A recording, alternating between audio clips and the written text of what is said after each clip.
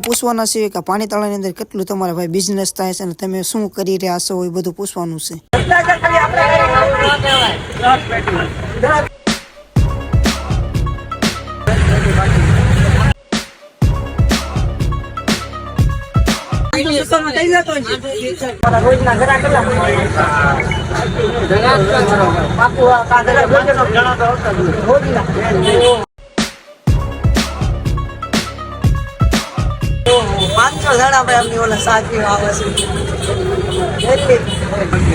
એક નંબર